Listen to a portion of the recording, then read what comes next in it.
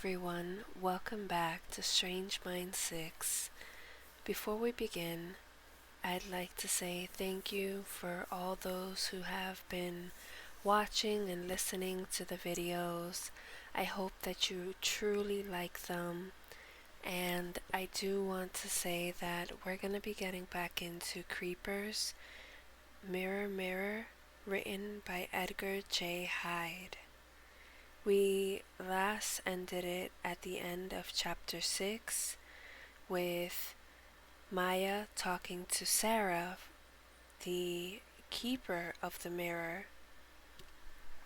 and we found out that she had somehow gotten her hands on Sweetie, the puppy. But before we begin, I would like to ask if you can please hit that like button, hit that subscribe button. It would mean a great deal to me if you did. And without further ado, my dear friends, let's get into it. Chapter 7, The Gravedigger. The three sisters spent the afternoon upstairs entertaining one another.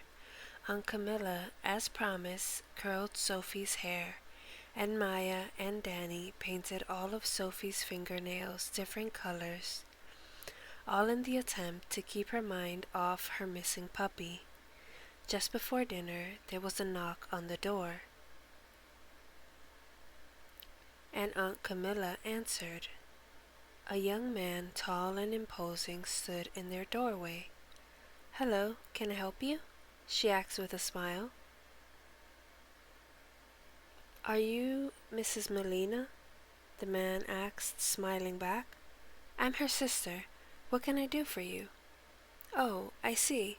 Well, you won't know me, but Mr. Molina asked me to come up and have a look around sometime this weekend.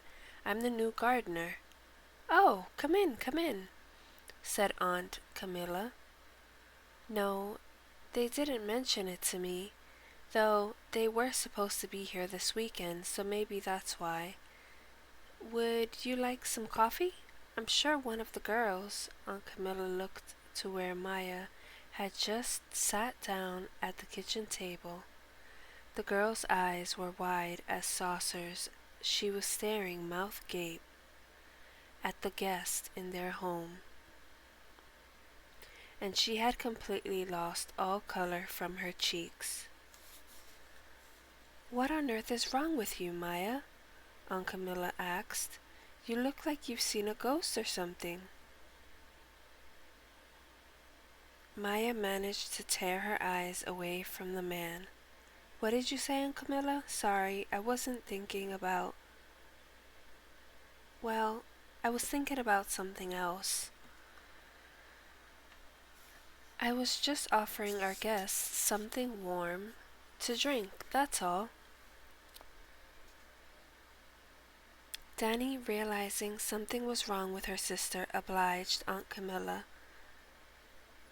by getting up and starting the coffee maker. She had to get Maya out of there and find out what was wrong. Maya, meanwhile, was trying to compose herself. A new gardener, she thought to herself. Dad had never mentioned getting a gardener. Maya was grateful when Danny asked if she would give her some help with a passage she had been struggling with in her new book, because even though she knew Danny never needed help with anything to do with the English language, the excuse allowed her to escape from the kitchen. The two girls went to the study because they knew it was the one place Sophie would not follow. "Okay, spill the beans," began Danny. "You look terrified in there." "I spoke with the girl in the mirror." Maya recounted all that happened, telling Danny how it was the gardener's fault that Sarah had killed her mother. Once Maya finished her story, the girls returned to the kitchen only to find it empty. Aunt Camilla was outside with Sophie and the new gardener, looking over one particular area of the yard that was very badly overgrown. "It's been a long time since this was touched," the man was saying. "I'll need to put a lot of work into this, that is, if Mr. Molina chooses to employ me." Aunt Camilla smiled and pushed her hair behind her ear. "Oh, I'm sure you'll get the job, Jim. Tell you what, why don't you start on this particular area since you're here? That'd be sure to impress Javier when he gets back. It's a real eyesore." "Jim," Maya thought as she cringed. So they are on a first-name basis already? And asking him to start since he's already here?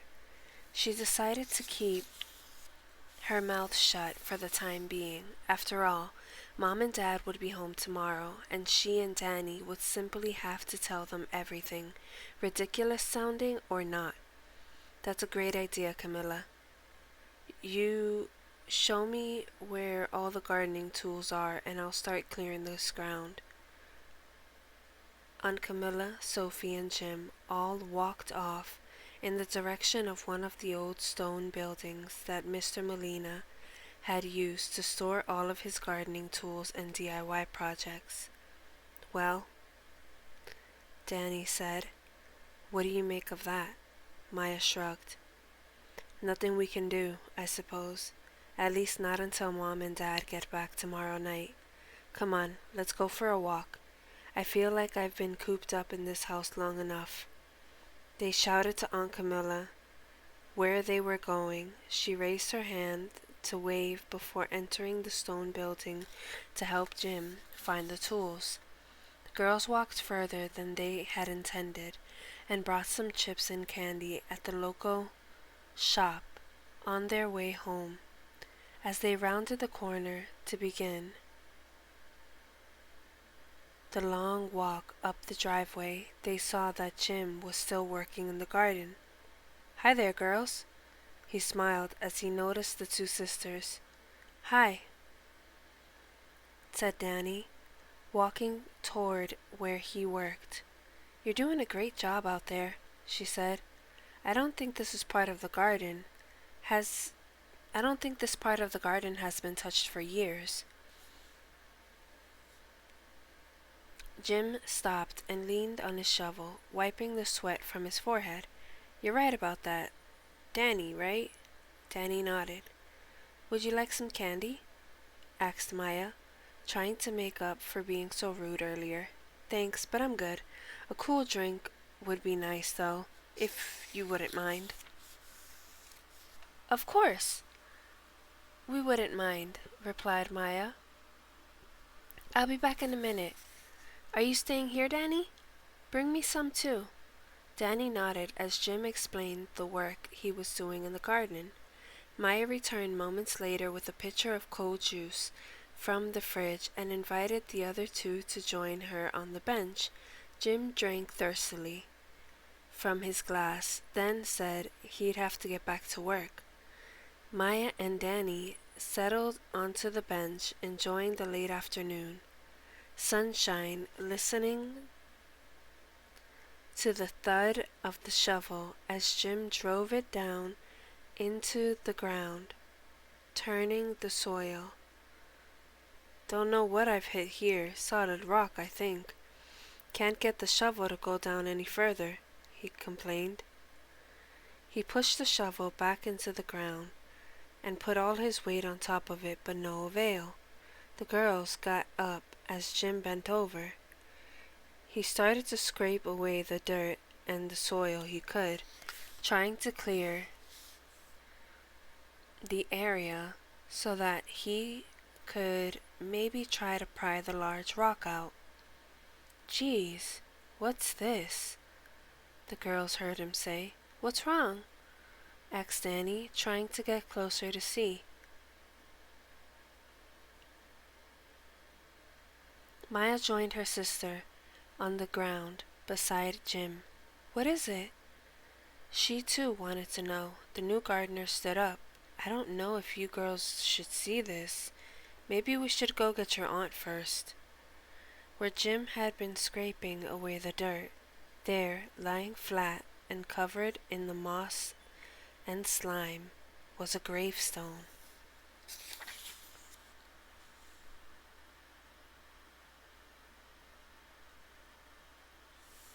Chapter 8. Truth Framed. A gravestone! Danny, look! He's uncovered a gravestone. Whose name is on it? Let me see. Hand me that pitcher of juice, she instructed her sister. Maya poured the contents over the top of the stone, wiping the dirt away and as much moss as she could. Hannah Fotheringham. Then she read out loud as she uncovered the name at the top of the stone. Then, brushing away the dirt further down, she was able to read, Sarah Fotheringham, beloved child of Hannah. Hollowed by some dates she couldn't quite make out. Sarah, the girl in the mirror, she said excitedly to Danny. We found the grave of the girl in the mirror, and Hannah must be her mother. Jim scratched his head. The girl in the mirror? What on earth are you two talking about? With a jolt, Maya looked up at Jim, realizing she should say nothing that would prevent her and Danny from being able to look at the stone. Aunt Camilla was sure to stop them. She stood and tried to look calm and unflustered. Oh, it's a game that we play sometimes. We dress up and look at ourselves in the mirror, pretending to be people who have lived in the house hundreds of years ago. Hannah and Sarah just happen to be some of the characters we play. That's all. Isn't it strange that we would find a gravestone with their names? Yeah, I guess it is, Jim replied, totally unconvinced. Look, don't you two do anything else? I'm gonna go get your aunt before we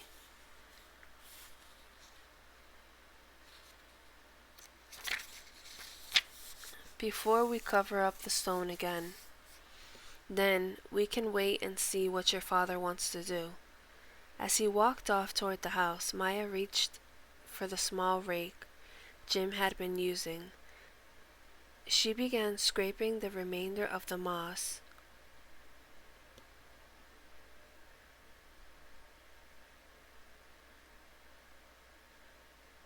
from the stone, trying to frantically uncover more of the wording on the stone. Hannah Fotheringham, she read out loud, born 1801, died 1851. Then look further down. Sarah Fotheringham, beloved child of Hannah, born 1820, died 1829. Whoa, Danny. Don't you see what that means? She turned to Danny excitedly. Sarah couldn't have killed her mother. Her mother didn't die until 22 years later. Oh no, this means Sarah died for nothing. We've got to let her know. She should be able to put her soul to rest when we tell her. Come on. Danny stood up and brushed the dirt from her clothes. We've got to get the music box and get into the study. We need to contact Sarah and let her know what we found. As the two girls made their way back into the house, they were met by Aunt Camilla, Jim, and Sophie. Sophie still looked sad and tearful from the loss of her puppy. Maya bent to comfort her. We're gonna find Sweetie, don't you worry. We'll find her. Sophie looked hopeful for a minute. But where are you going to look for her? Aunt Camilla said Sweetie would be back by lunchtime. then by dinner, and she hasn't been seen anywhere. Maya gave her a reassuring hug. We'll get her back for you, I promise. Aunt Camilla called after them. Aren't you coming with us, girls? Jim just told me what you found out there. Yes, we'll be back in a second, Aunt Camilla. There's something we have to do in the house first. The girls replied quickly and made their way to the study, throwing the door open wide upon arrival. Where's the ballerina, Maya? It should be over there, on the table where I left it. Ugh, there it is. Give it to me, Danny. We have to wind it up quickly. We have to reach Sarah.